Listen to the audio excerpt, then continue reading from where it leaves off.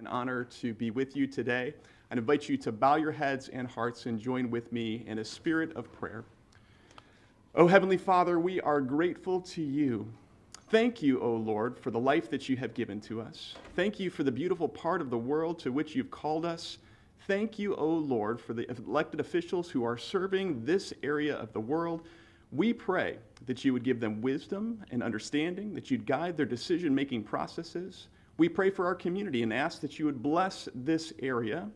We thank you, O Lord, for our first responders, including the law enforcement that keep us safe, including those who respond to our medical emergencies. We pray that you would protect and guide them, that you would give their families safety and blessing as well. And Lord, we pray that through the elected officials and through the decisions that are made here, that you would create a more prosperous area for us to dwell. And we thank you and praise you for all that you do, and pray all these things in the name of the God in whom I trust. Amen. Amen. Pledge allegiance on three. 1, 2. I pledge allegiance to the flag of the United States of America and to the republic for which it stands, one nation, under God, indivisible, with liberty and justice for all. Roll call, please. Councilmember Bogas. Here. Councilmember Carr. Here. Mayor Steinmeier. Here. Councilmember Corey. Here. Councilmember Fullick. Here. Deputy Mayor Forbes. Here. Councilmember Purdon. Oh, he's here. Councilmember Purdon.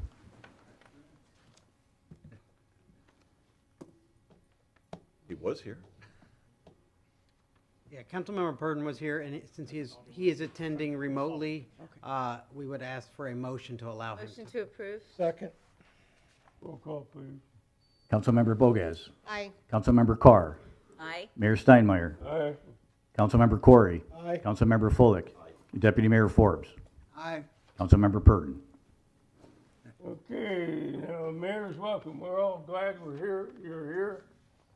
We, the people, are the government in this country. You know, it's our duty to be part of our government. And we're just representatives of you people. You voted us to represent you, and we're trying to do the best we can. So, and the people online, thank you for joining us and spending your time with us. There we go. Public, we approve the agenda. Have a motion to So approve. moved. Second. Roll call, please. Councilmember Carr. Aye. Mayor Steinmeier. Aye. Councilmember Corey. Aye. Councilmember Fullick. Deputy Mayor Forbes. Aye. Councilmember Bogas. Aye. Councilmember Purdon. Aye. Okay, now we have public comment on the agenda items. Please line up if you're.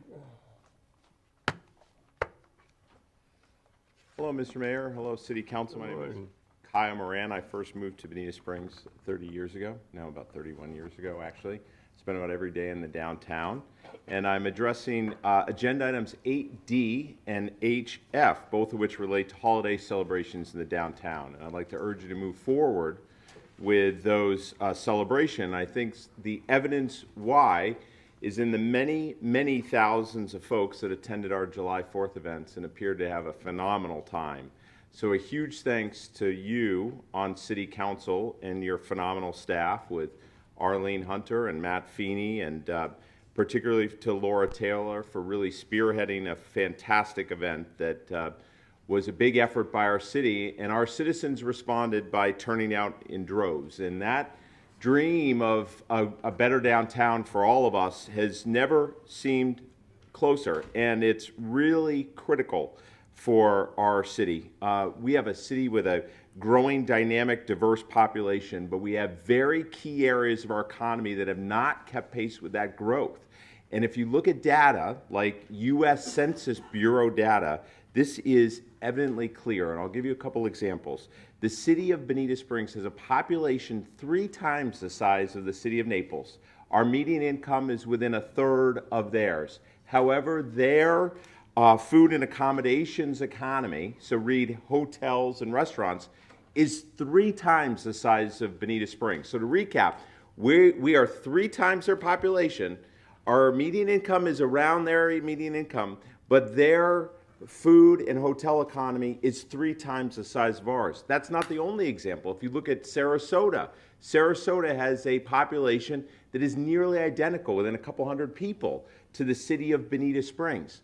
The median income in Bonita Springs is 25% higher than in the city of Sarasota, but the city of Sarasota's food and restaurant and hotel economy is more than twice the size of ours. So again, our population's equal, our median income is significantly higher, and yet we're half of their key areas of their economy. And this impacts patrons and it impacts workers. And that same Census Bureau data makes it clear that the average working Venetian has to drive far further every day than the average working Naples person or a Sarasotan.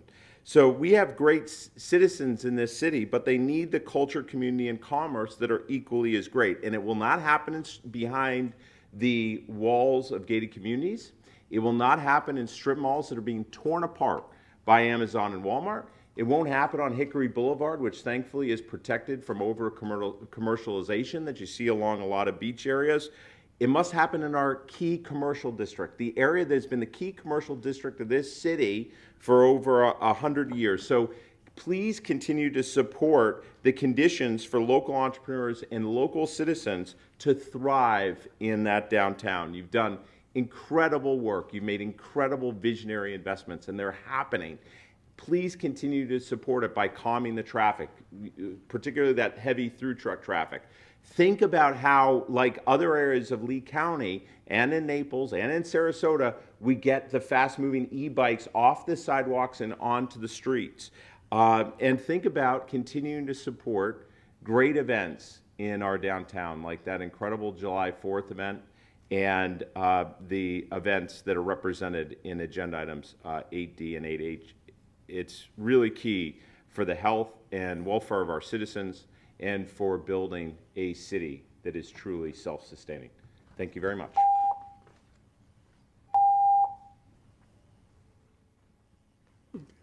I'm Ron George from the Little Hickory Island area, and I'm here today to talk about item 12A, budget, and in particular, a couple items. The Hickory Boulevard North, Hickory Circle landscaping project, I think, is real important.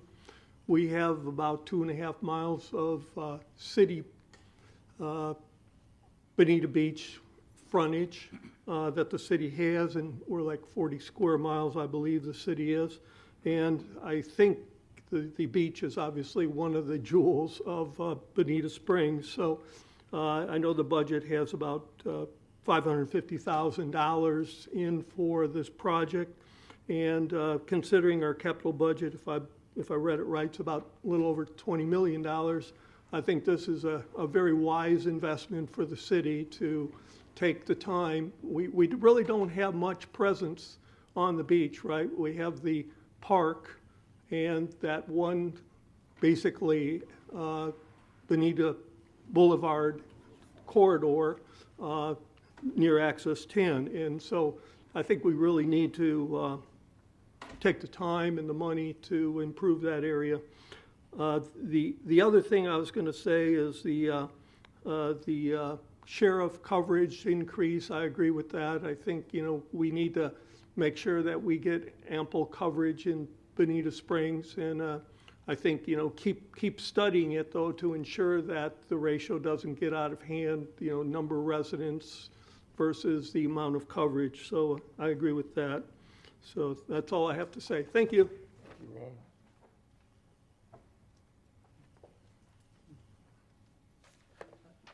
Hi, my name is Joe Gallagher. I'm commenting on item 10, the senior center. I just think it's important that Bonita Springs supports the senior center. I believe our demographic is going to be increasingly older. The housing situation I don't think is going to get any cheaper, so I think we're going to be getting a lot more people coming down from the north to enjoy us. And I think that our demographic, as I said, is going to be getting older, and I think we need to do something to support the increasing number of seniors we're going to have in our community. Thank you. Anybody else? Public comment? Consent agenda. Motion to approve? Second. Roll call, please. Mayor Steinmeier. Aye. Councilmember Corey. Aye. Councilmember Fullick. Aye. Deputy Mayor Forbes. Councilmember Bogas. Aye. Councilmember Carr. Councilmember Purdon. Aye. Mr. Derek, is this your item? Can you handle this? The next Number one, 9, public hearing. yes, but I'll ask Jay Sweet to come up and give you some of the background on this one. This is essentially a request to vacate a private right-of-way from a plat. Good morning, Chase Sweet with Community Development. Give you just a really, if I can figure out how to make this work right.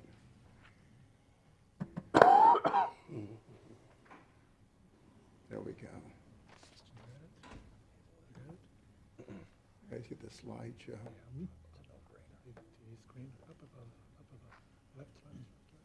The right. There we go. So, this is a road that was platted back in the 70s. I'll just give you a really brief presentation here. So where it is, you can see the red, it affects 2 properties next to where the new drainage lakes are being built. This is the original plat. And what happened is they had this road designed to come off of Paradise, go up, come down, and come around and service the condos that were supposed to be built on lot 15 there. And as you can see, that's not the way it was developed. And so at one point in time, they vacated the portion where the lake is, but they didn't vacate the portions along these 2 lots.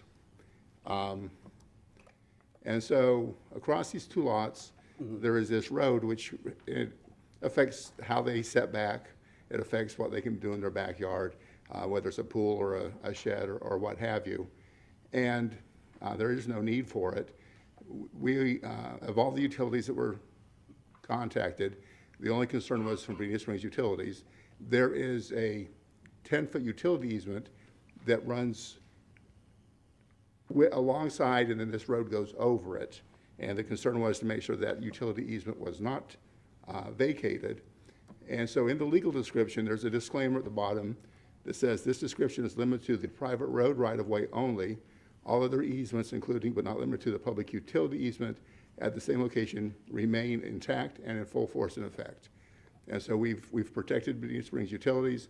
We've also protected the city because the city has used that easement as part of their construction to put fencing and so forth up. And so there's where it is. Staff recommends approval. And I actually think it's one of the few times that Public Works actually said that we don't need an easement. It's okay. So there's where we're at. Any questions? Motion to approve? Second. Any members of the public wish to speak on this item? Yes, sir.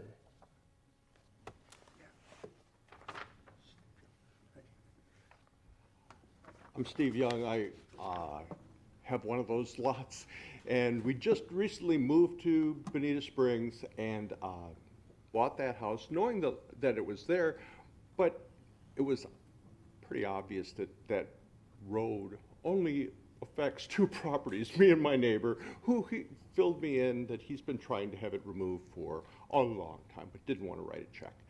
I wrote the check, and hopefully, we can't do anything. I've tried to get even my building installed, and the only place they said they would put it is on my lanai. It's just setbacks and stuff. So there's nobody using it. It only affects 2 lots unless somebody wants to drive into the lake. I appreciate the time you're taking to look at this, and I'm praying I don't have to go to divorce court if you deny it. I got a question for Jay. Does this affect the taxable value of this plot, of this lot? Yeah, it probably increases it. Increases the value? Yeah. And your taxes, okay. Okay. This is just a thought. You get what you get. I mean, it's his property, but because he can't use it, his taxes are lower? Yeah. Yeah, typically, when the property appraisers look at easements, they devalue them based upon, you can't use it. Okay, thank you. Roll call, please. Councilmember Corey. Aye. Councilmember Fullick. Aye. Deputy Mayor Forbes. Aye. Councilmember Bogas. Aye. Councilmember Carr. Aye. Mayor Steinmeier. Aye. Councilmember Purdon. Aye. Okay, motion carries.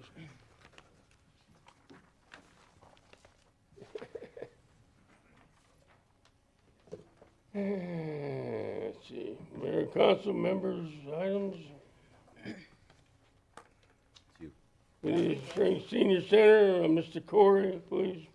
Yes, I mentioned at our last council meeting that I would like Karen Gustafson, who's the executive director of the Bonita Springs Senior Center, which is housed at the Fellowship Hall of Hope Lutheran Church, to give a presentation on the status of some of our seniors in Bonita Springs, as well as the programs that are being operated by this senior center to benefit an increasing number of seniors in our community. I think as was previously mentioned, the number of seniors is increasing, and some of them are not faring well. One, because of the pandemic, where a number of them lost their partners, and the surviving partner is faced with responsibilities and challenges that they never had to face before, especially in terms of financial considerations. And second, all seniors are dealing with the effects of inflation, and that has presented challenges, especially to those who are on fixed incomes. So I wanted to give Karen an opportunity to brief council on the status of the seniors in our community that are using our senior center services, just to give you an update on what's going on and what the challenges are and what it looks like going forward. So I'll turn it over to her. Thank you, Mr. Corey. I appreciate the opportunity to be here today. I'm Karen Gustafson. I'm the Executive Director of the Bonita Senior Center. And I just want to take... Oh, Mr. Mayor, your phone's your ringing. phone is What? Isn't your phone ringing? Your phone's ringing.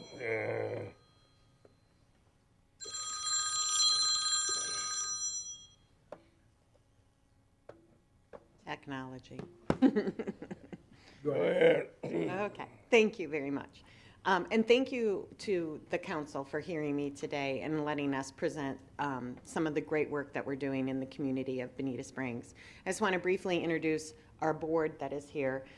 We have our president of the board, Kelly Ocuzio, and our vice president, Joe Gallagher, and our one of our directors on the board, Sheila Morales, and another one, Scott Fine. And then, of course, some of our members are here too to support us today in our presentation. So what is positive aging? Is the button? It's okay. Okay. So what is positive aging? It's a concept, right, that refers to healthy aging. And all of us here in Bonita Springs have the opportunity to age in a very healthy way. And the Bonita Senior Center is a big part of that. We started, I started at the center in May of last year, just to give you an idea of the growth that we've experienced. We started at about 130 members back then. You know, the center has been prominent since about 2019, went through, you know, the COVID time and kind of just leveled off for a while. But I started on board, I was the very first employee of the Bonita Senior Center. And when I started, we had about 130 members. Today, we are close to 400 members. So you can see that there is a need for a way for our seniors to age in a positive manner. So I just want to briefly go through the slide deck and then just talk a little bit more about some data that I'd like to share. So our president is Kelly Ocuzio, but our mission is to nourish the mind, body, and spirit by way of engagement, resource sharing, education, advocacy, and hope. And what does that look like, right? And That looks like a lot of things. So we started out last year with 4 days a week programming. Today it started in July, we have 5 days a week of programming. We gave you, before we started, our calendar of events. So you can see every single day we have 4 or 5 different opportunities for seniors to engage with us. We are the largest congregate meal site for a free lunch for seniors for senior friendship centers in Lee County. So that tells you that there is a need in our downtown area, especially for seniors who are lower income and need and have food insecurity. And so we're providing that. We're providing a way for them to socialize and interact. We've got a variety of different programs. We offer fall prevention, we offer yoga, we offer strength training, Tai Chi. These are just some of the things that we offer on a weekly basis. Then we also have partnered with so many different 501c3s in the community to try to bring all of these programs to life. We don't have a significant grant that we've been able to utilize at this point to do this. We do this all through fundraising. We have 3 part-time employees currently. We're adding a 4th part-time employee. There's many ways that we fundraise, but our 3 major events, and it's so nice that Pastor Brad is here today, because one of them is, I'm going to go to that one, is our yearly concert. Which First Presbyterian allows us to host at their building. And it's a really great fundraiser for us, and it has provided good income for the center. We also have our gala. It's coming up on November 8th. And then we also have a yearly expo that we do, and we partner with the YMCA. And there's a lot. You can see on our website, you could see on the information that we handed out that we do offer a lot of different activities, services, educational opportunities for the seniors. Last year, we provided over 8,000 units of service to the seniors in the Bonita Springs, Estero, and North Bonita area. This year, we've almost hit 8,000 already, and we're only halfway through the year. So as you can see from the numbers and from everything that I'm telling you, we are a very important part of the Bonita community, and we are serving a lot of the folks that live here. One other thing I wanted to say is that, FGCU, the Shady Rest Institute, and Dr. Felke have been a very integral part of helping us shape what this Bonita Senior Center should look like. And we've been on the news about positive aging and what that looks like, for the community. And I did have lunch with Dr. Felke this past week, and one thing that he brought up that I thought was really interesting is that inflation is so high and very difficult for people who are on fixed incomes. But the folks who are in Collier County are moving to Lee County because they can't afford to live down in the Naples area like they used to be able to. So we're getting seniors, and this is research that he's done, not just people moving from other states, but we're getting seniors coming to Lee County and this area specifically because they can't afford to stay in Naples. So I wanted to make you aware of all that we do, and I'm open for questions from you all. But I also wanted to let you know that Hope Lutheran Church, which has been a really important partner to the Bonita Senior Center, allowing us to utilize their space and such. But going forward, we do have overhead costs that we weren't necessarily expecting, but happy to have the support of Hope Lutheran Church. But I just was hoping that maybe the council would consider providing financial support for overhead expenses for the Bonita Senior Center going forward, if you guys would consider that or give thought to that, because we sure would appreciate the help. So that's all I have for today. But do you guys have any questions for me? Karen, what do you see the biggest needs of the seniors that you're serving?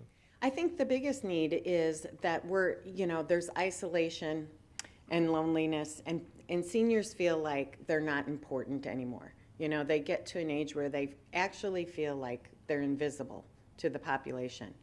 And I think what we do is we shine a light on the fact that there's life to live. There's great things that you can still do. There's friends to make. There's people who care about you. We want to be a one-stop hub for the seniors so that they can come and get important information and services that they need, and we can connect them in the community to other agencies aside from ourselves of what we can provide. Thank you. Yep. And what's your annual budget and how many full-time employees do you have currently? Okay, our annual budget is around $200,000, and we have no full-time employees. I'm actually considered a part-time employee, and then we have two other employees. One works 10 hours a week and one works 15. Thank you. Yep. Yep. How much do you raise at your galas and your? It's a great question.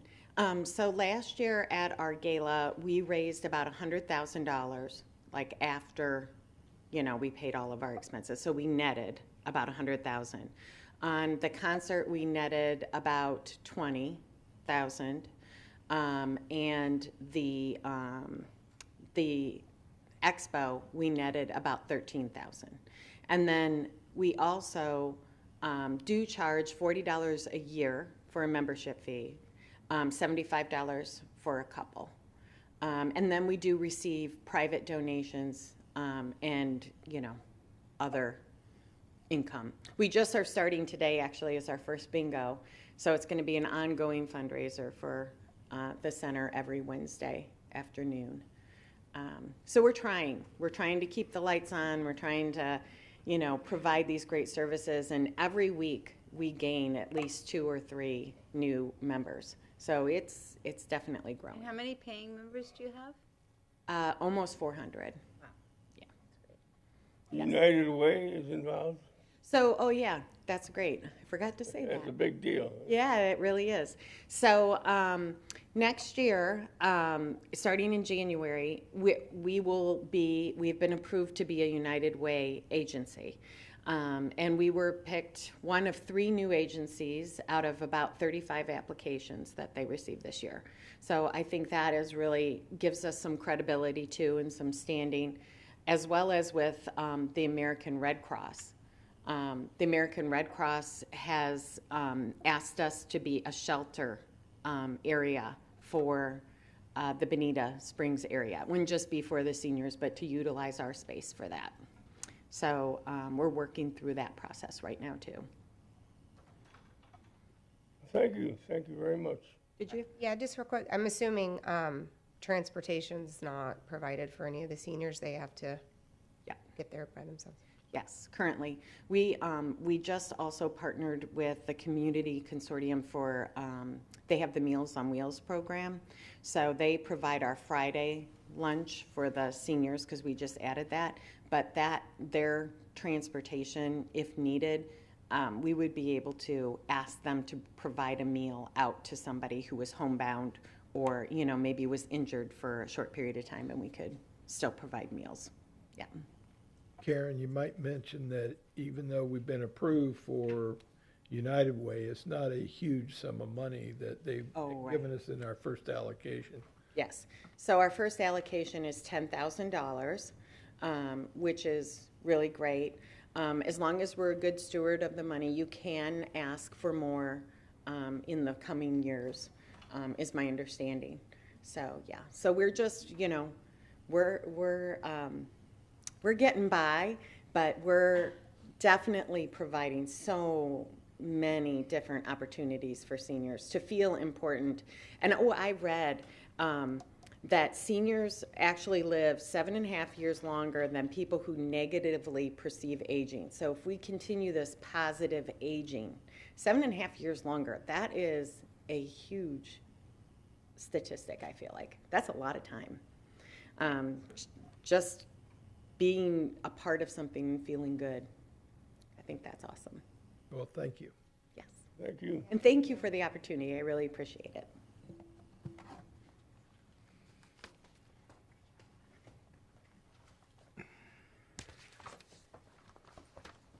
City Attorney report? I have no items this month. No items, good. City Manager's items? Thank you, Mayor and Council. At this time, I would ask our Finance Director to come forward. We're going to present to you the proposed draft annual operating and capital improvements project for the budget for 2024, 2025. We're not asking you to make any decisions today on the budget, just any feedback you'd like to give us. Additionally, we'll be available for individual meetings with council should you like to go further in depth on any of these items and bring back recommendations. At the end of this, we'll be asking you for a budget workshop prior to our August 7th meeting at 4 p.m. That way we can have an agenda item on August 7th meeting so that we can ratify by vote any recommended changes that happen during that workshop. So this is in full transparency for the public. This is just a presentation today. There are 2 items that we will ask you to vote on, and I'm going to have Lisa go through all of them subsequently so that we keep it going.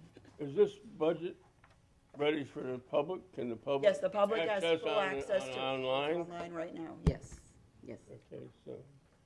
Good morning. This is our presentation of what Yes, yes. we're going to do with the nickels and dimes. Yes, Okay. yes. Thank yes, you. sir. Thank you all, and good morning. We're here today to present our preliminary budget for our next fiscal year. That fiscal year will start October 1st, and it runs until September 30th, 2025. So just to, all the numbers that you will see before you are estimates as we roll forward from current date until that date. Wanted to outline your budget calendar. You all have seen these dates before, but we have added a potential new date we'd like your feedback on. Today, which is Wednesday, July 17th, we have our preliminary budget presentation. Today, we will also be required by Florida statutes to take 2 votes. Our initial millage rate vote, and then our initial or only stormwater utility fee vote. That's an annual vote, one time only. The millage rate vote, this is your first of 3 votes. We'll outline in your calendar where the next 2 occur. This vote will be the highest that you can go on your millage rate. You can, at each subsequent vote, there'll be 2 more again, you can lower that, but you cannot go any higher. This is dictated by Florida statutes, and of course, we adhere to those. Your next meeting is proposed to be Wednesday, August 7th. What we'd like to do, that is a regular recurring council meeting, which occurs at 5:30 p.m. We'd like to hold a budget workshop at 4 p.m. So in between now and then, right now, and this has been online for the public since Friday, so it's out there, we'd like to offer you all to chat individually about anything you see, what you see, you have any questions about, anything that you do not see that you'd like to discuss with staff initially. And then we're hoping on August 7th we can all come together as a group and have a detailed discussion about what you'd like to chat about or what you've heard about from the public as well. Do we need a vote on that? We'd like direction. Direction would be fine. And we're going to ask you for that at the end. But hopefully it works with everyone's schedule. So what we tried to do is we try to keep our budget meetings and hearings as much as we can consistent with our 2 Wednesdays, the first Wednesday and the third Wednesday, because most people already have that populated in their calendar. We found that works really well for everyone. We're also proposing Wednesday, again, all of these dates are our regular recurring council meeting dates, Wednesday, August 21st for budget updates. I believe that's a morning meeting. So we'd have a budget update at our next council meeting.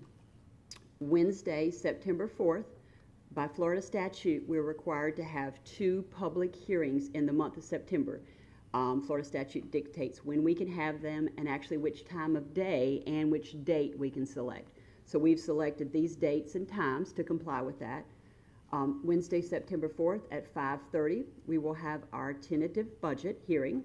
That will include your second mill rate vote, and you'll actually approve your preliminary budget then. Following that, immediately following that, will be our regular city council meeting. Wednesday, September 18th at 5:30, we'll have our final budget hearing, including our final millage rate vote and approving our final budget. Immediately following that will be our regular recurring council meeting.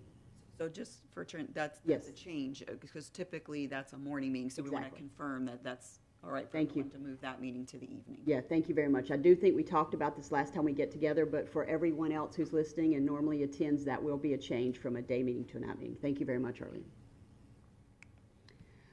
Our strategic priorities.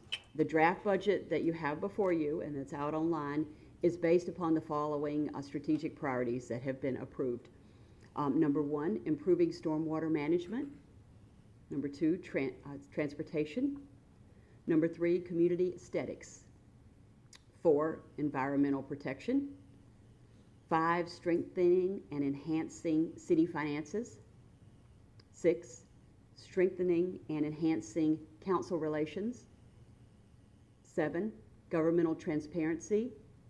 And 8, economic development.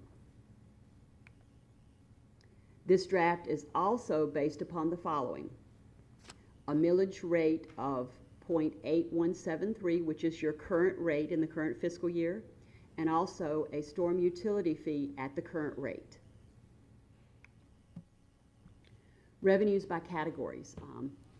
This pie chart actually shows, and this is citywide, so this is your regular recurring and your special revenue, and participation that we get in capital projects that we get from some of our partners such as BSU.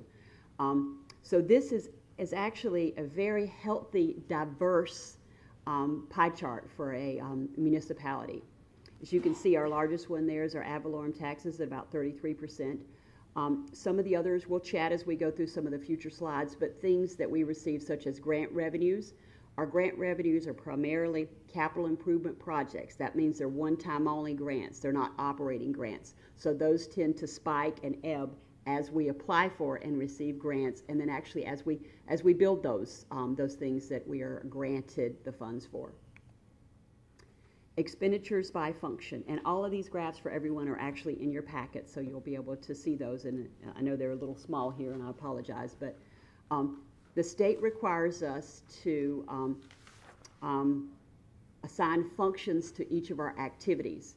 So you'll see there general government, transportation is one of the highest ones there. You'll see some of the other ones there. Animal controlled, and I apologize, economic development, their dollar value is so small that they do not appear here. We've worked on that. But this gives you an idea, and again, for Florida statutes, we assign these categories to our functions, and then this allows the state to compare us and compile us with all the other local governments and the state, so we can see how we spend when we compare to other entities. Revenues by fund type. This is my favorite revenue slide. If you'll notice, the blue is our regular general fund, which is our regular recurring revenue. And you can see that's fairly consistent. We're required to show last fiscal year, 22-23, that's completed, so that's an actual number, historic number. And then the next data point you'll see will actually be our budget, our current budget for the fiscal year that we're in right now, 23-24. That goes through 9/30/24. And then we show you our expected revenue for general fund. So if you're looking at the blue, you can see we're expecting to have a little bit of an increase in our collections for the current fiscal year over what we budgeted. That's a good sign. We talk each month about the economy, and the economists at the state level estimate what's going to happen. Unfortunately, when you look to the next one, the economists don't think those trends are going to continue. We've had some positive spikes with respect to sales tax collections. Most of those are statewide and not just our local level. We get our proportionate share here in Bonita. But again, we look towards that, and we talk about that each month. And we will The state hasn't issued their estimates yet. Most of our major numbers, the state will give us estimates for sales tax, fuel tax, things of that nature.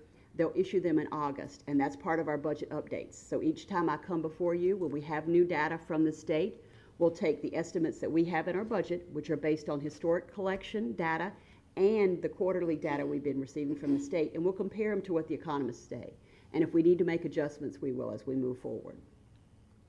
The next orange category there is actually our special revenue.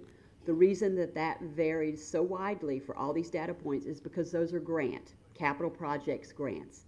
When we receive capital project grants, we put them in the budget and then we spend the funds to build the project. So that will vary from time to time. Expenditures by fund type. Again, a great slide in my opinion. The initial data set down on the bottom, that's our general fund. That's our regular recurring operating expenses. As you can see, and we've been talking about monthly, not unique to Bonita, and we are in a high inflationary period. So primarily what you see there with the movement of our regular recurring operating funds is going to be inflationary in nature. And the state as a whole has had, our inflationary numbers aren't ebbing, subsiding quite as much as some of the other nation, but we continue to watch that and we hope that'll move positively. But we, not unique to a local government, we're facing these kind of things. The next data point, special revenue. Again, you will see the biggest spike there. This is spending, so the biggest spike there with that one in last fiscal year was our Hurricane Ian recovery efforts.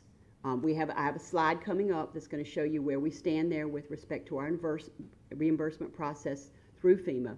But we had to spend a lot of money initially, move the debris off the roads, get the roads operating primarily, get all of our operations operating. So that's what you'll see there. We hope that we will not see a spike like that again in the near term, but that is what that is for. Debt service, the next data point up. The predicted increase in the next fiscal year is us repaying our local government emergency bridge loan. Again, I'm going to have a slide that comes up that talks about our debt, and we'll go in detail about that. But you'll recall the state allowed us, lent us for 1 year, interest-free, $2 million.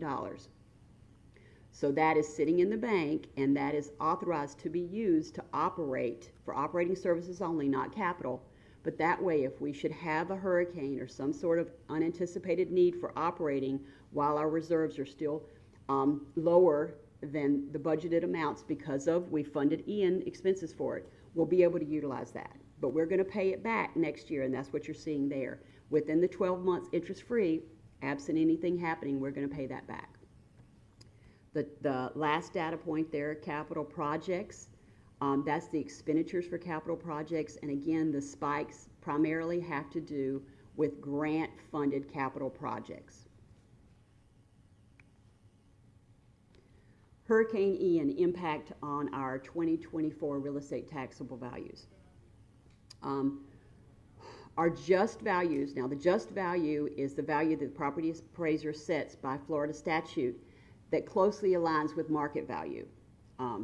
So when the market value moves up, your just value moves up. The just value and the taxable property values have increased from June 1 to July 1. It normally moves very little. This year it's moved a bit, and I'm listing here the reason why is the increases are primarily related to Hurricane Ian damaged property coming back onto the tax rolls.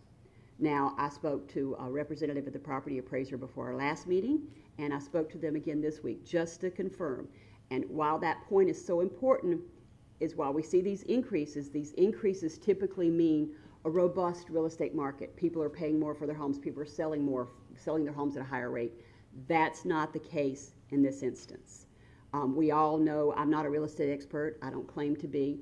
But what we're hearing from the state and from the local real estate professionals is, we do believe in the near term we're going to be in an environment where the prices may be going down. And definitely no one's predicting a robust increase, particularly with the values we're seeing here. So we just want to be clear about that. And we have been talking about that monthly when we get together as well. Now, the other point to make when you see real estate property values going up, typically it's related to new construction values. However, our city is very close to what's called build out, and what build out means is that most of the parcels are fully developed. So we are not going to have new construction, significant increase in new construction values. What I say here is the increases are modest, and they're going to continue to be modest in the next year because we just don't have that much of undeveloped land anymore. There'll be some spikes here and there when they do certain communities, but when you look at them as a proportion of our city as a whole, very few undeveloped pieces left. The property value the property appraiser has indicated that the parcel by parcel evaluation of these Hurricane Ian damaged properties is going to continue until the trim notice. You all will recall when Ian, the initial tax roll after Ian, the property appraiser had to go out and look at every parcel and make sure that they reduce the value for inhabitability. Now what we're seeing now is the reverse. We're seeing where they're having to go out and look at thousands of individual, they being the property appraiser, look at thousands of individual parcels and look and make sure that their value is appropriate and accurate based upon the status of their rebuild from Hurricane Ian. It's a Herculean effort, but hopefully they'll get all that taken care of. So our ad valorem revenue, which is our real estate taxed just values. Now these values as of January 1, 2024, and they are July 1 preliminary values. Just value, as I mentioned before, that's the value the property appraiser sets that moves along with the market value. So typically when these numbers move up, that means the amount that someone can sell their home for is moved up. In this case, we know that's not the case. It's Hurricane Ian impacted properties coming back online. So when I showed you this slide in June, our number was flat. And all these other entities' numbers were lower. They have gone up. And again, Hurricane Ian's damaged properties coming back online. Now what we have here are real estate taxable values. These are the values that your real estate tax revenue by Florida statute is based upon. And your July 1 number particularly is what you're required to set your millage rate on. It's moved up, all of our numbers, all these entities' numbers have moved up quite a bit since our last June 1 slide. This has never happened in my 20 plus years of doing this. And we found out why. Hurricane Ian, I mean, it's a good thing that the people are back in their homes. It's really a good positive sign for people who are recovering from Hurricane Ian. But we just need to realize that experts are predicting these level of increases in the near term. Taxable property values citywide. We like to show you all a number of recent years so you can see that we have had a robust real estate market in the last handful of years.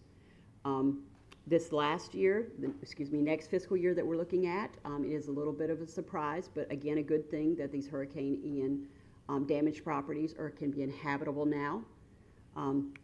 This is my favorite slide of the day. This is the taxable property value downtown redevelopment area. A really good news piece. We're going to talk on a later slide about the debt that we incurred to do downtown redevelopment. So we partnered with Lee County to do that, and the deal was based upon, the agreement, was based upon hoping that these real estate values would increase, not only because of the improvements we invested down there, infrastructure improvements, but also, you know, the market, people wanting to redevelop and invest down there. And this clearly shows that that has occurred and it's been occurring since we executed that agreement with Lee County. Just a great win-win for everyone. Allocation of our total real estate tax bill. This shows you which entities receive the funds from the real estate tax bills that are paid within Bonita. The largest portion of that is Lee County Schools. The next largest portion is Lee County governmental operations. It is a great source of pride that the city of Bonita Springs is only 6% of the real estate tax bill. A great source of pride. Real estate tax projections. What this does, this is from our Save Our Homes qualified resident. We've selected various values there. These would represent taxable values in the last taxable year. We actually move them forward, the house value, 3% as outlined by Florida statute, and this shows the impact on their annual next tax bill based upon the value. FEMA update as of 6/30/2024. This is a snapshot in time. As we've talked about, we had a significant amount of recovery efforts that we had here in Bonita.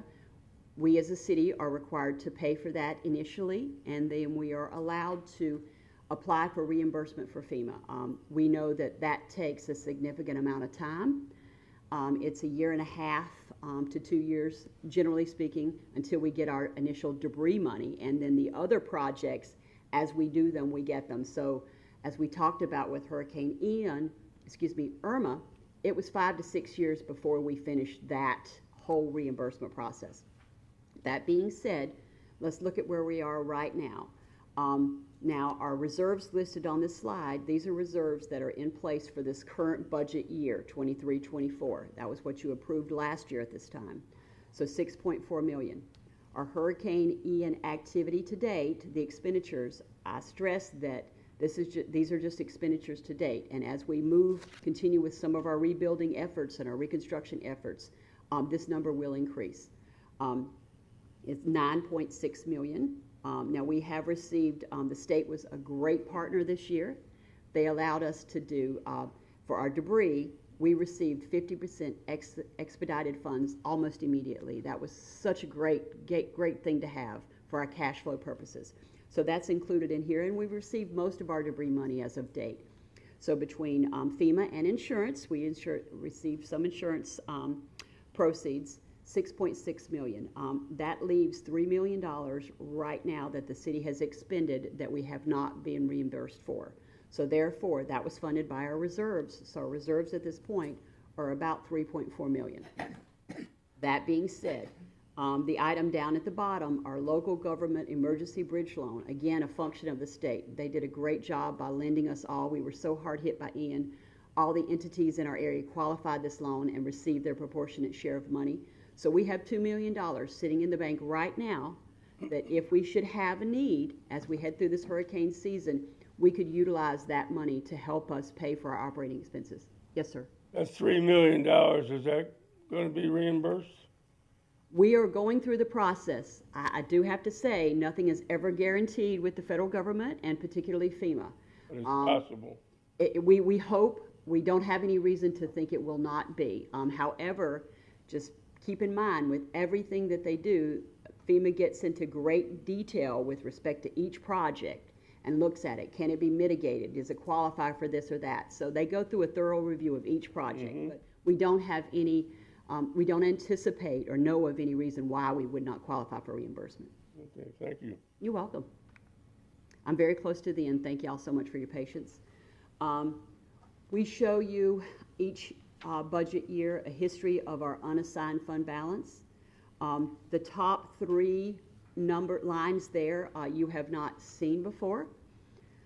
The one that's listed as September 30th, 2023 at approximately $10 million, that is the number that will appear in our audited financial statement that is coming to you all. Now there's a really, really big asterisk there because that number, as you can see in your line, that number is significantly higher than what we have anticipated, what we've seen, in the immediately preceding years. That is only because we received $7.24 million from the American Rescue Plan that we are allowed for governmental services reimbursement. So we talked to you all about that as we moved through that grant process. We were fortunate to be eligible for this grant, and we were fortunate to be able to basically allow it to pay for governmental services. And then we put it back into our budget And the next line shows why it doesn't continue to be there as we move forward, because we utilized it to fund our capital improvement projects that we had prioritized as highest need. Debt service. This is our slide where we show you all and everyone what our annual debt service requirements are for our 2 loans that we have, and then our debt service balance for our 2 loans that we have. And we've also this year populated our local government emergency bridge loan, because that is a debt that we have right now. We owe the government that money back, but again, as we said, it's in the bank account and it's sitting there, and if we don't have any need to use it for any disaster relief, we will repay that in 12 months. Now you'll see we have 2 loans outstanding. One will mature in 5 years and one in 11 years, and you can see the debt service there. We also show you what funds are utilized to pay for these debt service, because before you take out a loan as a local government, you have to show that you can repay it and show what funds you're going to repay it from. The good news piece for this slide is our downtown redevelopment loan. The note down there indicates that we have had Lee County and our general fund, Lee County and the city, have participated to pay back this loan. At this date, because of the growth we've seen in our real estate tax values, Lee County has fully funded its $9.6 million of this debt service. So we have collected that money. It's sitting in the bank. It's going to help us pay off the remainder of this loan. It should be noted that once we fully spend all of the county's money, the city will pay the remaining $3 million of this loan. Again, a great news piece when we partner with another local government, and the real estate market really just helped us out, and everyone did a great job. Our continuation budget. What we do each year is we actually look at the budget, and we clearly call out for you, if you will, any items in the budget that represent additional services or additional requests for functions that did not exist in the prior year. So this is small print. I apologize about that, but it is in the packet online, and council, you have it before you. What we hope to do with these items is we hope for council, if y'all could look over them over the next couple of weeks, chat with staff about them, let us know. We can have one-on-one meetings with you all, the public as well, and when we reconvene, we can all talk about these as a group. But these are the requests that we've received, and these are ones that we're putting forward to you all for our budget. Lisa, can you just go over the continuation budget, the increase Yes, amount? exactly. Thank you very much, Arlene. So what we do is when we look at the budget that we have this year, we calculate what's our continuing services budget. So we basically say, okay, if we didn't add these line items that are additional services or additional requests, how much are we above last year, which we are very pleased to say, and again, I apologize, we're just around 2 or 3% over last year's budget. But I do want to reiterate that these are estimates, so Yes. some outside agencies who we have continuing contracts with have provided that update. We have a few we're still waiting on, so when we've gone what historically those increases have looked like in the budget. So there could be some fluctuation with some of those. Yes, and that's why you will see, once we start with our budget draft, we talk about it every time we get together. So any updates or changes, if there's an estimate that changes, state estimate from a revenue standpoint, or a vendor or an interlocal agreement that we have with another entity, we bring those to you and we call those out. So we'll walk through those. These numbers, Arlene is so right. These are our initial estimates. These are going to change as we move forward our budget process, and that's the way the process is intended to work. But these are the best estimates that we have at this time. So again, this is the continuation budget presented to you all, and we can chat about it as we move forward. That is it for the presentation that I have for you today. We would like to get direction from you all about our proposed budget workshop before our next meeting, and open it up to any questions or anything you might like to discuss. So those meetings will be one-on-one and before the... We would like to offer one-on-one meetings to anyone, any council members who'd like that, to have that opportunity. And when do you want to start those? Probably next week would be best, yep. All right, so we can just call and call Jane and schedule Yes. it? And the meeting would be with Lisa and or you, or how is that? Most likely Lisa and myself, and depending on if there's a specific topic or department, we can always include that department director as well. Nigel? Yes, sir, Lisa? Yes, yes. All ready for you. Actually, just some simple question, clarification. First one is on the debris removal. I know you weren't prepared for this, but Ian versus Irma, how much of an increase in cost or was there in the debris removal, Ian versus Irma? Did it go up exponentially? It went up significantly. Matt, do you recall those numbers? I don't. I'd have you know what? It's something you can get to me later. I can get to you later, but and you know how that works. I'm sure you're aware of, just for everyone else listening, the magnitude of the storm dictates that. So yes, we did see a significant increase, and we can get those numbers to you. Thank you. We did have a significant increase in reimbursement also. Is that right? Yes, yes, and that, again, great. The state implemented that program where we received 50% of those debris funds up front, so that significantly helped us. And we so hope that that program will continue if we have a storm of that magnitude. We are currently participating in a program the state has provided called FROC. Yes. Which is almost a pre-qualification for that opportunity, that we would get points towards to a percentage that we could receive up front. I don't think it will be quite 50%, but there's different qualifying actions the council and the staff can take to try to qualify for the most reimbursement we can have. But one of those requirements would be having another storm, which we don't wish on ourselves, prior to the higher amount we could be reimbursed. And one of the reasons for my question is these monies, we've been very fortunate to have events occur when the economy is flush. Those monies are never guaranteed, which is why we want to have reserve funds. Exactly, exactly. The $2 million that we've not used a penny of, that we received interest-free, are we allowed to earn interest on that money when it's in the bank? Just to make sure people realize that's not a revenue source for us. Yes. And the last thing, here we go, Lisa. It's, of all the categories that we're addressing, what concerns you the most as far as revenues, sources of revenue? I think. And the continuation. Yes. I think what we're all facing, and it's not unique to Bonita, not unique to the state or the nation as a whole, in my opinion. Again, I'm not an economist, but the uncertainty with respect to, the economy as a whole. We rely heavily on sales tax, things of that nature that are economically driven. When people have discretionary money, they choose to spend that on certain things that also help the economy. So when the economy does well, we do well, households and municipalities. So that's going to be, and we do, the state economists, I say this, they do such a great job. Quarterly, they look at all these major revenues. They've got their pulse on everything. So we look to them to let us know about how much they think there may be dampening on these significant revenue sources and real estate taxes, real estate values. I think everyone who owns a home in here is kind of, in our area, is kind of watching to see what's going on. Again, I'm not an real estate expert, but we'll be watching that. And looking for our projections to be impacted by that.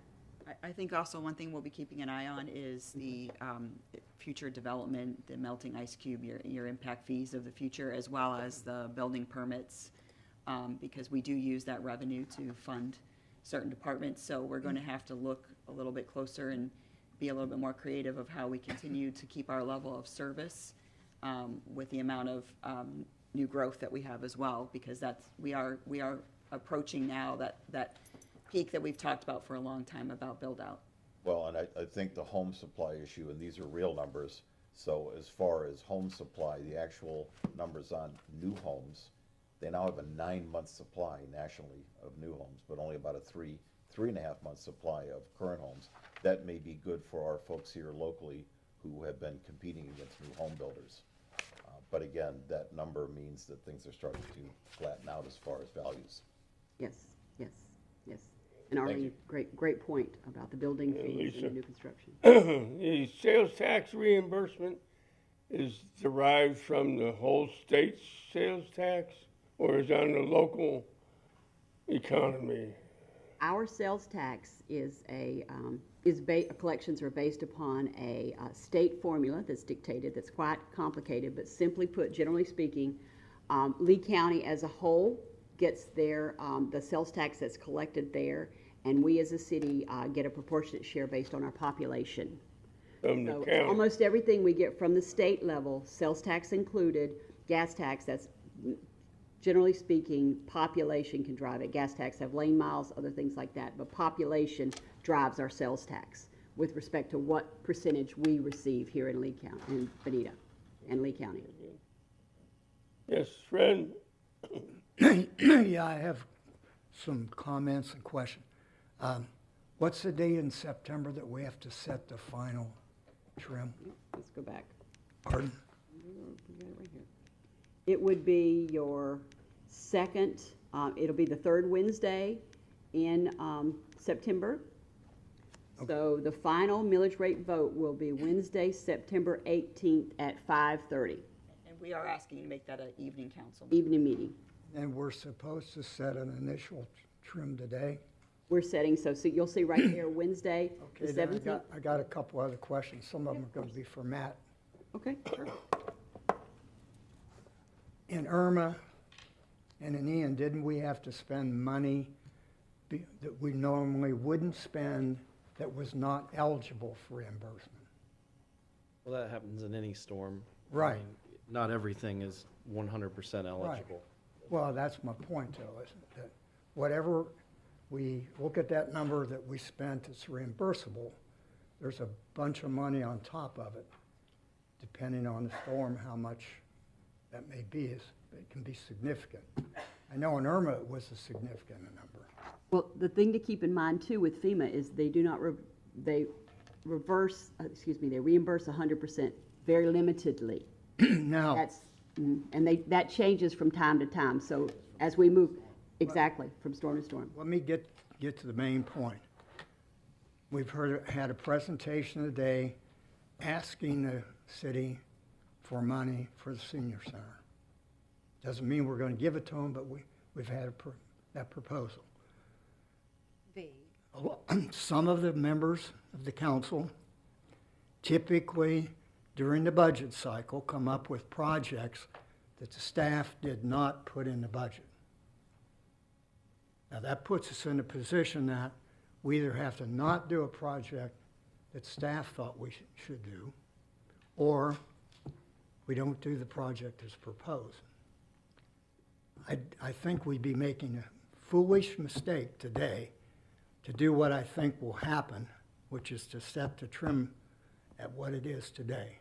We need to add money to it because we get a chance to change it back past the date that Irma got here.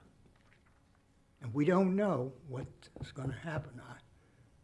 All the forecasts are we're going to have more hurricanes, more storms, more rain than we had in the past.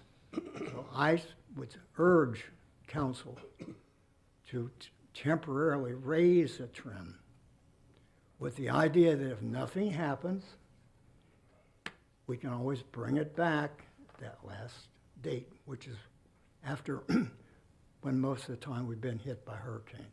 That's my thought. It's not going to be the end of the world if we don't, but that means we're going to be scrambling to cut other things that we need to do out of the budget. Mr. Mayor, I just want to add on to council, or the vice mayor's comments. One of the issue today is just for advertising purposes because of the deadline to get that information out to the property appraiser. And as you'll note from the chart that's in front of you, you'll have your first workshops before you have your actual tentative setting. This is to give Lisa a number that she can provide to the property appraiser that would be the absolute outside number. And then after you've had those budget workshops, you may feel comfortable even starting to roll it back as far as notice to the public at that point, because you won't have those additional projects. You may know more. So there is, just to let you know, what the number you're setting out there is just so that we can put the highest possible number out there so that the public knows that's their outside issue. Mr. Mayor? Yes, Nigel. Just a question, Lisa, do we have a number that would incorporate that difference between what we spent and what we waited to get reimbursed on? If we increase the millage rate to X, it'll get us to that reserve level, as if we weren't getting any funds? Is there a recommendation by staff to increase to a I certain? think what you're asking is the amount that we're still waiting on to Right. increase the revenue by that much. Well, I think we would need We need- approximately 3 million, Yeah, we'd need some time to calculate what that millage what rate that would millage be. rate is. We would just need a pause for a moment. We could come up with that number if you wanted to take a break before we did the vote on that. I'd like to know that number. Yeah. 3 million? Okay. But I need to go to the restroom. So a 10-minute break, Mr. Mayor?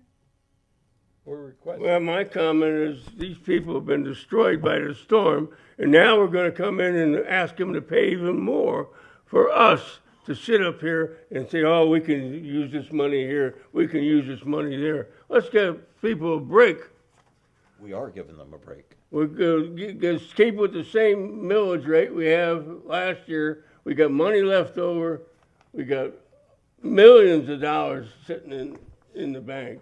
We don't need more money from the population. I think that's unfair to say we've got millions of dollars, we've got. We do. projects- We've got projects that we're dedicated Mayor?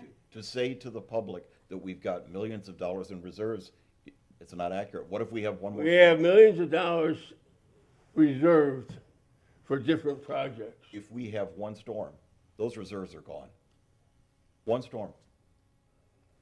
We're just. Well, budgeting how many for people something. want a tax increase? We're not saying do a tax increase. We're saying wait and find out and make our I've determination. never seen it come down in 25 years. They'd never dropped the millage rate. Yes, we did. Yes, we Yes, we did. did. Previous Yes, we council did. dropped it, made that I mistake. make a motion for a recess, 10 minutes. I second. Is it accurate? Did we not drop the millage rate? Well, there's a motion and a second on the table. This is to take a recess.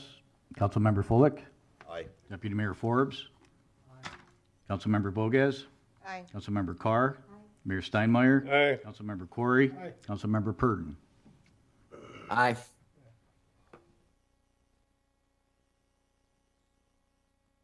What's this lawn? I got the 27 and a half inch.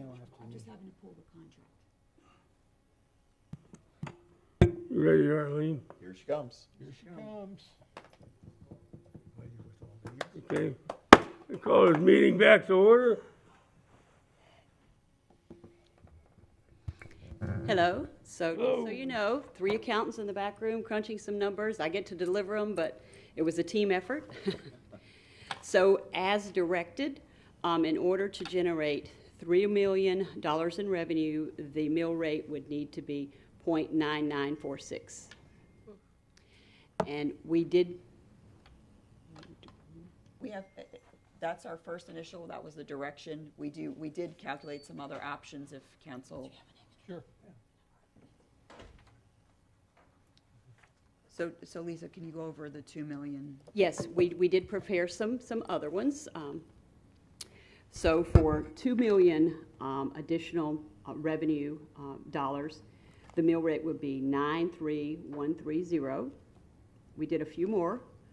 For 1.5 million, the mill rate would be 90630.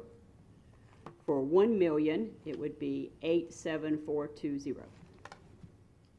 So calling the attention back to the numbers that you gave us, Lisa, for next year, the average household property tax bill was going to go up how much? Oh, it's right here. It was on your slide. I just want. I hope I didn't to take my. People understand how much their 3%. bill go up. But the dollar amount was. Let's get to that, yeah. Yep. 15? We, Page no, 15. Here we go. I think you just passed it. There you go. Yeah. 50. So these are annual increases. So let's say a home, a price of $750,000 value, how much would the tax bill go up a year? Which number, but which Approximately. one, on which one? 2024 is $18, correct? Yes. That's based on the current Yeah, that's based on the current, so I knew I should have brought my calculator. No, it's okay, but I just want That's to put okay. it into perspective of, we're not Did you do talking hundreds of dollars here. We're No, we're talking not talking. $18 or 20 or 25. Okay, so, Talking about $18. So then, given Nigel's same example, if $750,000 house, if we raised it, the millage to get the whole 3.996, what would the cost increase from 613 be? okay, now, I'm sorry, I was Well, calculating. if we change the millage to, you just gave us Which millage rate do you want me to calculate first? The three first and the last. The .9946, Lisa, Okay, great, yeah. based on a taxable value in 2024 of 772,500. Okay.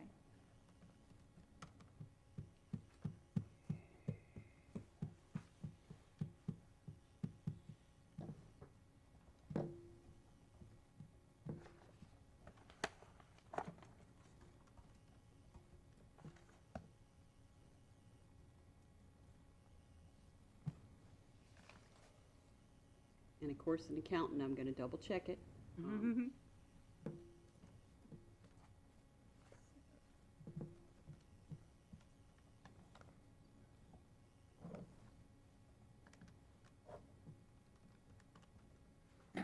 Then all we do is divide by 5. That's $100,000 for some of the poor people's house, which is gonna be small. So for millage rate of .9946, it would go up 631. Let's see, from last year.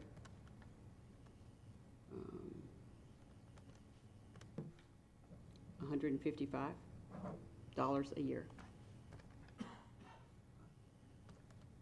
So it would go up to 786, the cost would be? Excuse me? So instead of 631, it Yes. would be 786. Exactly, exactly. So did you want me to do any more calculations? Well, that's worst case scenario, and that's on a value of 772,500. Yes. So the bottom line is, we're talking about if we did it, and again, all we're saying right now is setting that millage rate now, worst case scenario, the possibility or probability of us lowering that, we'd be able to do that based on how the next 2 months play out as far as storms go. Mhm. Is that a fair assessment? Thanks. That's another accountant. We've got a couple more back He there, looks like too. one, too. Great. Thank you, Lisa. Great minds, thank you.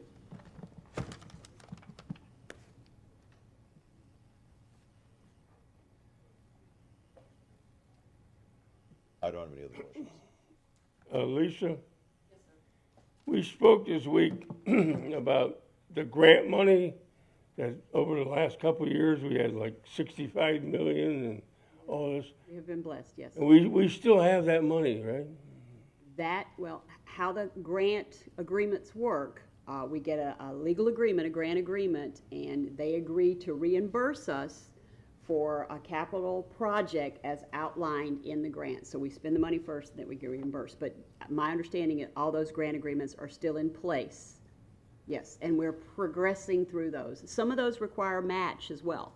So some of the grants, like the grants that we received from the sewer conversions that we're partnering with BSU, we actually had to contribute city funds to fully participate in that. Some grants require city participation, and we have to use our general fund money or stormwater sometimes, depending upon the type of project that it is. We look to use our restricted funds, but if they don't qualify with respect to the use, the type of project we're building, we won't be able to use that, and we have nowhere else to go but the general fund.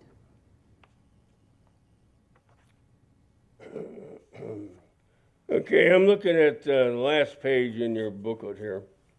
It's the estimated budget carryover as of March 31st, 2024. $88,164.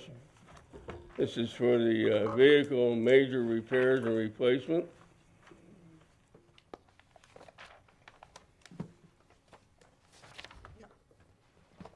It's just one of the CIP numbers. So that money is somewhere, that $88,000 is somewhere. It's in the bank, yes, sir. In the bank, it's general fund, and what it is for, so as you recall, at one point in time, we weren't pre-planning. I know what you're using it for, I'm just saying we have that money. Capital, other capital projects, page 157, says we have a carryover, 1,059,460. Yes, sir. That's in the bank.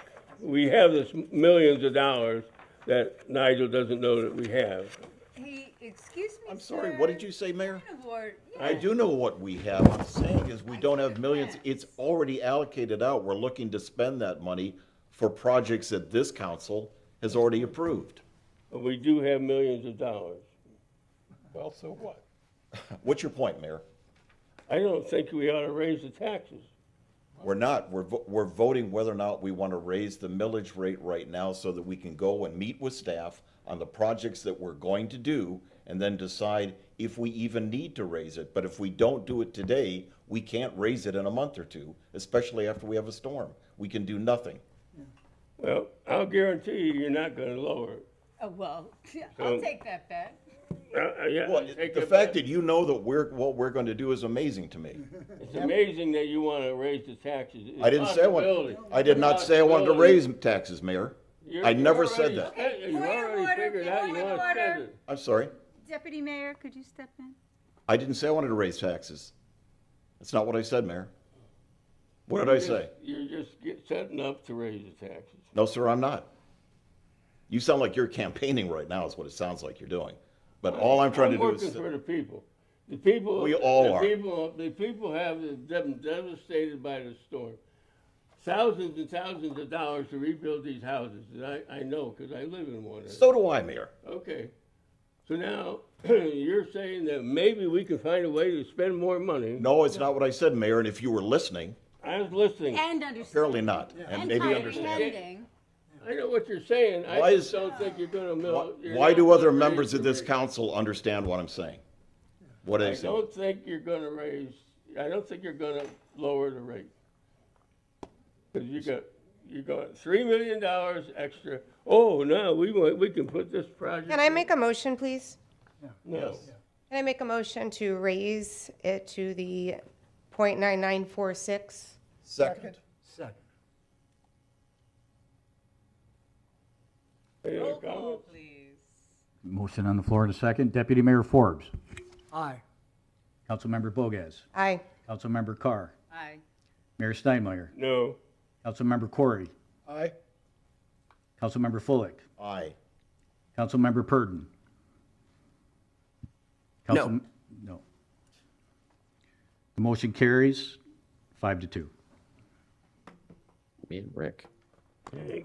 Anything else there, Mr. Manager?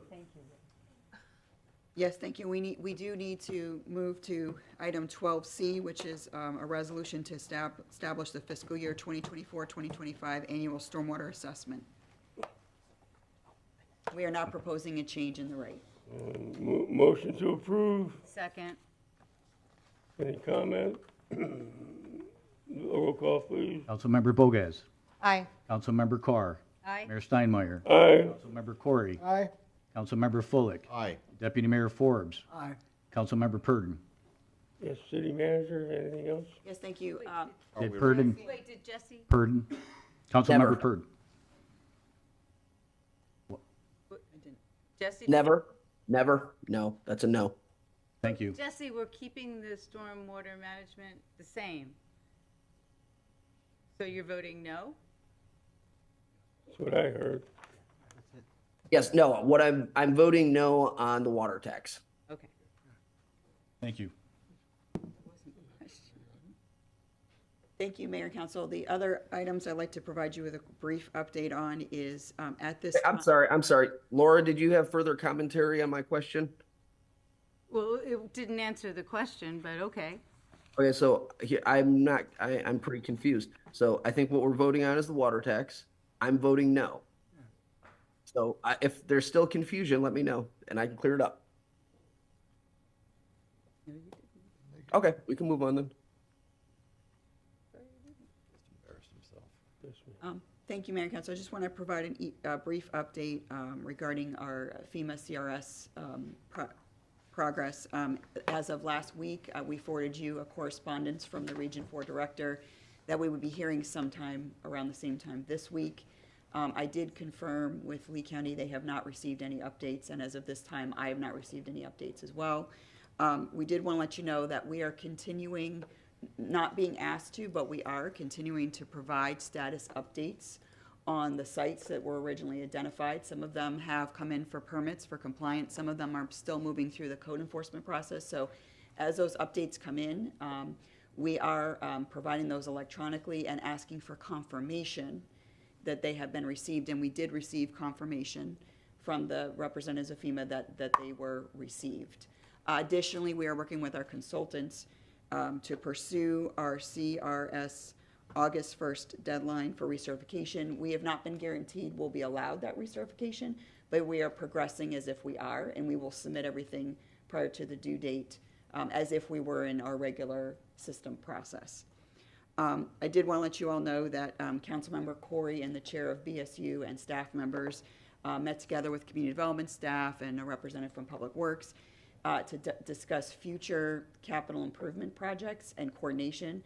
So we will be setting up quarterly meetings with their staff to look at big picture items so that we can be working together on capital improvement projects and planning for them simultaneously in the future so that they can bring recommendations back to their board. We can bring recommendations back to you all when certain upgrades are being planned as well.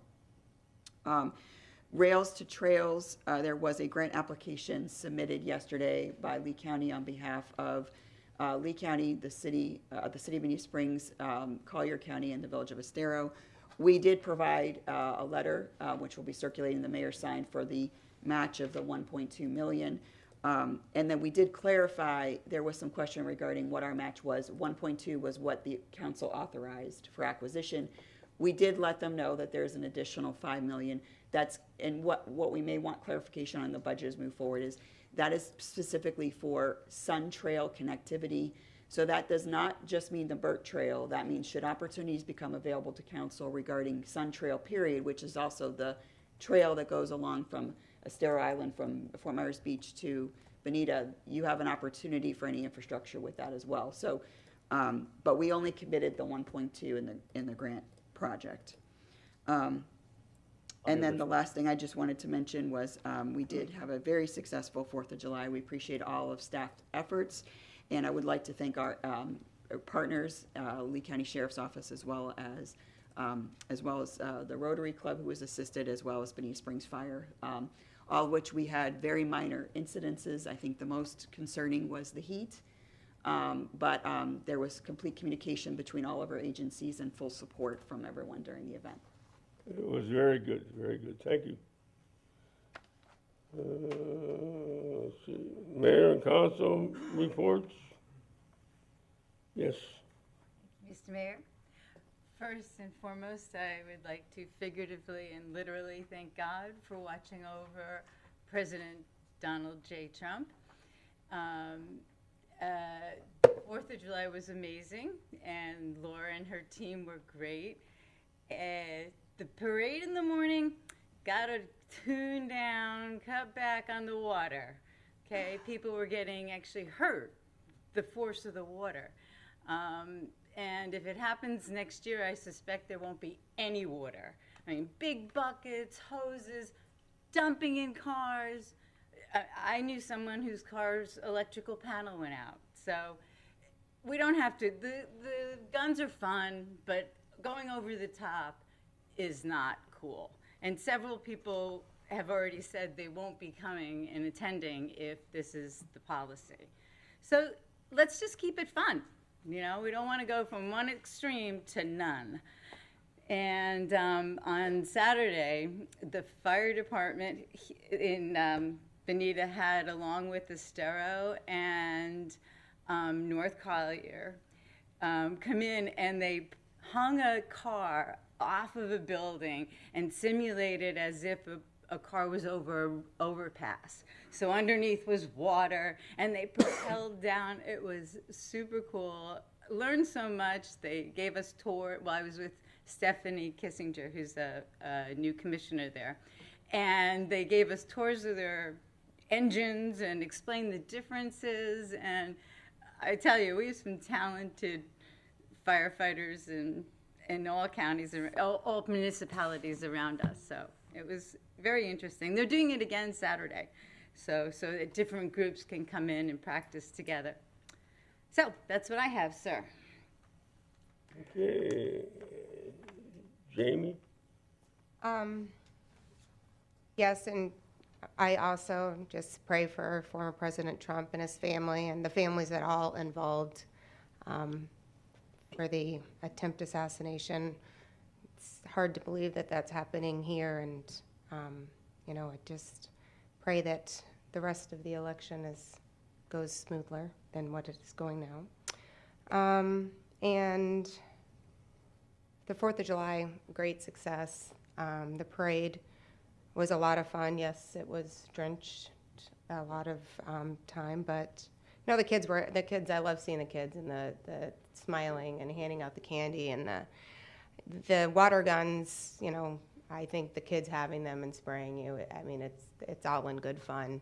The adults coming out and dumping the buckets of water on top of people's heads, a little overboard, but it was a lot of fun. I think the fire department union did a great job with that. It's, I think, one of their largest parades we've had.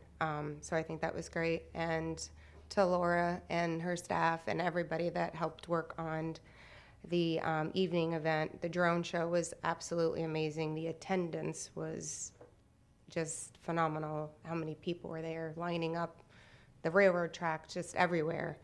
If anything could be changed, is if an act of God for a cool front on the 4th of July. But it was a great fireworks show. It was amazing. I think everybody enjoyed it. Ben Allen Band was great. So I think that was a great success once again. Fred, if you want to chime in here. Yeah, I echo what was said about the parade. One thing I hope, and that is that maybe in the budget we can slide in enough money that we can be like the Rotary Morning Club and get a sponsorship for the city. Because if you do that, you can nail down that you're going to be earlier in the parade as a group. And that part of the parade didn't work this time. So now I think the parade was great. I do think that we should ask our law enforcement agency to patrol the street. And anybody that's got buckets, go over and say, if we see you throw a bucket of water, we're taking a bucket from you, and we're going to ask you to leave. And if you resist, you'll be arrested for resisting an officer, but we're not going to take you to jail. And then we'll drop the charge. But that is way, way, way over the top, I think. But I think overall, with the attendance was through the roof. Everything was great. Could have been a little cooler and all that. Now, one thing I'm going to give everybody an announcement on. The railroad has put out a bulletin. They are not issuing permits to put political signs on the railroad right-of-way anymore. Uh-oh. So that means, and if anybody puts any signs up, they'll be taken down. So that's just to help people know information. Taken down by code enforcement? By the railroad, if nothing else. But I think Tony and the railroad need to do some talking, because they'd probably give him authorization to take down. He doesn't want it. Let them come and get it. Railroad will not give the city authorization on their right-of-way. That would probably be taken down by the railroad if that's Okay. what they so choose, but we don't have any. And unlike us, if they take them down, they probably won't give them back. And most of those signs that go on the railroad are those big 4x8s, and they're not cheap. You know. So that's it. Nigel, do you have a? Yes, sir. Very briefly, echoing the sentiments about what happened last weekend, and certainly the fire chief that lost his life. That's the person that we definitely want to keep on our thoughts, and his family, and the two victims that are still recuperating. TDC did not meet, doesn't meet in July, so I have no report from them because there was no meeting. The last thing is I want to thank Derek, who took time last night to meet with, we have a lot of new members of the Art and Public Places Board, did a great job of explaining the Sunshine Law. So I got a great refresher last night, Sunshine Law, from our city attorney. And I recommend, if you haven't seen it, that you want to see Derek's, what would you call it, your bullet point presentation? Excellent. One page. You should share that with everybody, Derek. We did, the Art and Public Places Board is putting out a request for artists, and we're going to come up with those 25-year anniversary note cards for the city, and they'll be available for sale before the end of the year. That's going to come before council, but nice project, something we'll be able to remember our 25th anniversary by, and when we want to write a note to somebody, we'll have that. So that'll be before council within the next, Nicole, 60 days? Thank you. That's all I have. Okay, I'm going to go next. I want to thank Byron Donald for sitting next to ex-President Donald Trump at the Republican convention. He's sitting right next to him, and he was sitting closer to the president than Tucker Carlson. So he's ambitious, and he's our representative. And congratulations.